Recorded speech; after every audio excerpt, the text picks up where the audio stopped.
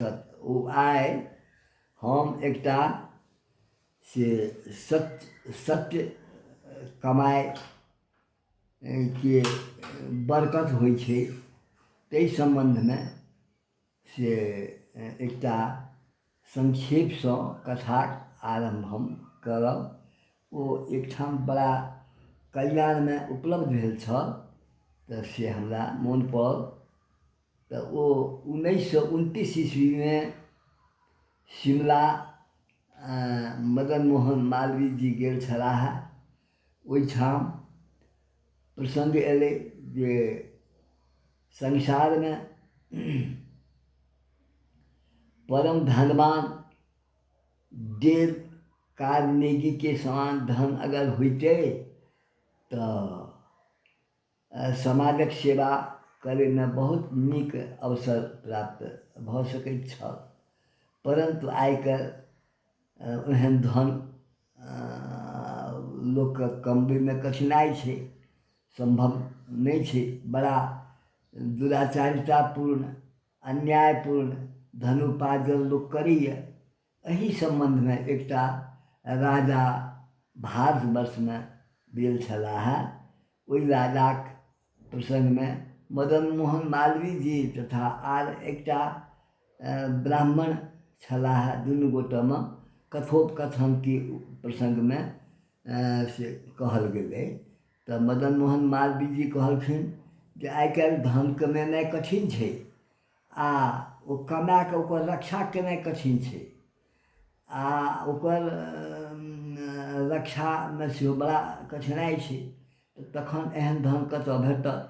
तऽ ओहि समयमे एकटा धर्मनिष्ठ परम से ब्राह्मण धर्मपालक एकटा राजाक प्रसङ्ग से उठलै।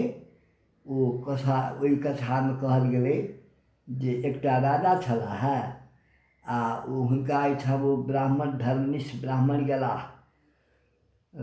हुनकासँ अनेक तरहके कथा प्रसङ्ग भेलै। राजाके कहलखिन जे हमरा कन्यादान करऽके अछि, अहाँ अपने एकटा से हमरा से किछु दिअ जे हम कन्यादान कऽ सकी।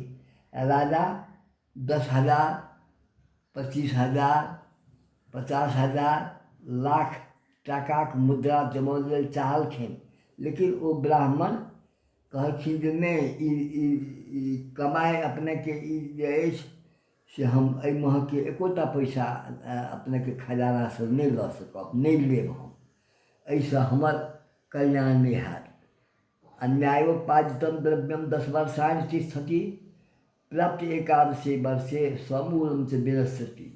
अन्यायसँ उपार्जित जे धन छै, पैसा छै, टाका छै, ओकर बड़ा नहि नीक बात सब छै, ताहि दुआरे हम नहि लेब।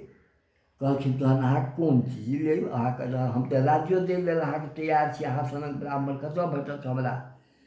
तऽ कहलखिन जे नहि, हमरा अपनेके जतने देबाक हुए, 2 पैसा 4 पैसा 8 आना 1 रुपैआ देब ने तऽ तैयो हमरा ओहिसँ हमरा बरकैत भए जायत।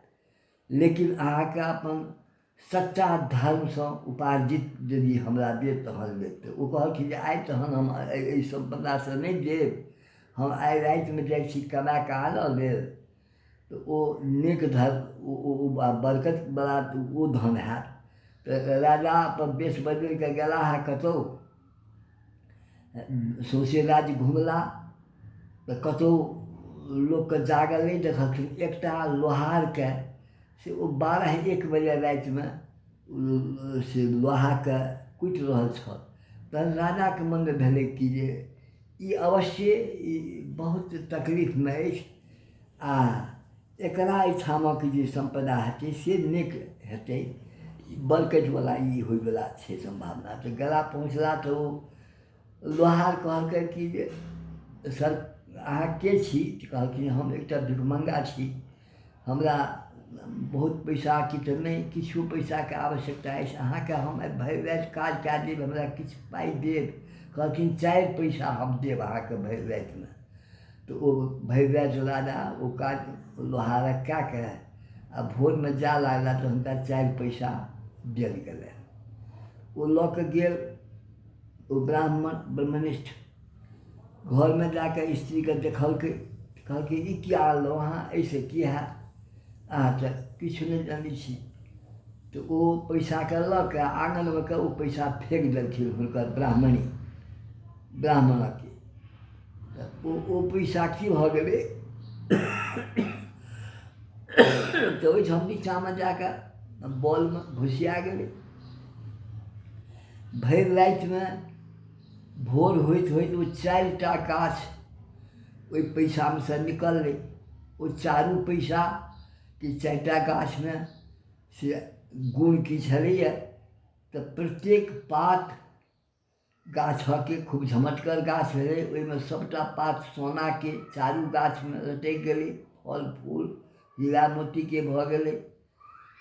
ओ भोरमे ब्राह्मणी देखै छथि तऽ हुनका आश्चर्यक ठेकान नहि रहलनि। कहलखिन जे बाप रे बा, ई तऽ हम फेंक देलियै 4 पैसा, बाप रे बा, ई तऽ बड़ा भारी नैष्ठिक ब्राह्मणके हम अपमान केलहुँ। ओ हम हुनका जाके प्रणाम केलखिन, कहलखिन सरकार अपनेके से कमाइ सत्य कमाइके 4 पैसा तऽ बहुत पैसाके मूल्यवान भऽ गेलै। 4टा गाछ भऽ गेलै, चारूटा गाछमे से सोनेके पात सब छै। एहि पातके बेच के कतेक नहि करोड़ों रुपैआ भऽ जायत। बस ओ बड़ा बढ़िआँ जकाँ ओहिमेसँ तोड़िके पातके बेटीके विवाह कयलनि आ बहुत सज धजके साथ अपन समय से बितौलनि। किछु दिनक बाद राजाके खबर भेलनि। राजा से एकर पता लगबे लागलाह तऽ गेला हुनका ब्राह्मण लग जे सरकार अपनेके तऽ हम 4 पैसा देने छलहुँ हँ, लेकिन छी तऽ अपने ब्रह्मनिष्ठ ब्राह्मण, वेदाध्यायी, वेदके अध्ययन करऽवाला, अपनेके जेहने बात तेहने हमरा काज हमरा भेटल तऽ हम 4 पैसा देलहुँ, तऽ ओहिसँ कोना अपने एतेक करोड़पति भऽ गेलहुँ हँ। कहलखिन तकर तऽ अहाँ प्रमाण लिअ। तऽ जाके आँगनमे 4टा गाछी देखेलखिन आ ओ चारूटा गाछके तोड़के कोड़ल गेलै तऽ वएह 4टा पैसा जे रहै सएह ओ गाछ भेल रहै। ओहिसँ ओतेक सम्पत्ति हुनका भेलै। राजाके विश्वास भऽ गेलै आ ओहि दिनसँ ब्राह्मण ओहन ब्राह्मणके खोजमे लागला। आब ओ ब्राह्मणके अतिरिक्त दोसरो ब्राह्मण ओहन नैष्ठिक कतहु भेटनि तखन ने, कतऽ भेटतै। एहि शताब्दीमे तऽ बुझू जे आब नहिए भेटऽवला छै।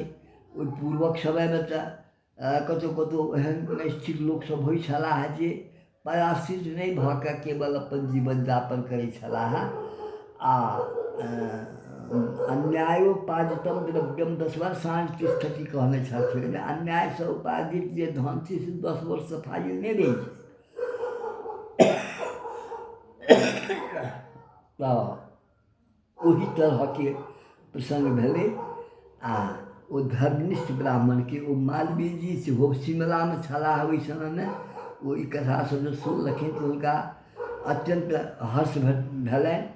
ओ तऽ 1 पैसा कऽ के से हिन्दू विश्वविद्यालयके निर्माण कयलनि। ओहन छलाह मदन मोहन मालवीय। तऽ हुनकर तऽ कोन चर्चा कयल जाय, ओ तऽ अद्वितीय लोक छलाह। आर भारतके से बुझू जे एकटा हिमालय पहाड़े जकाँ हुनकर जे कीर्ति छनि, जस छनि, प्रतिष्ठा छनि, इज्जत सम्मान जे छनि से हमरासभ एखनो धरि से हुनकर जँ कथा पढ़ै छी तऽ आँखिसँ अश्रुपात भऽ जाइए। तेँ ओहन लोकके भेनाइ रहनाइ आइ काल्हिके समयमे सेहो आवश्यक छै। ओहने ब्राह्मण होथि तऽ आर उत्तम। तेँ ई कथाक अंत हम नेक कमाइके बरकत होइ छै से कथाक सम्बन्धमे ई संक्षेपमे किछु हम सुनेलहुँ। ई कल्याणसँ उपलब्ध भेल छल।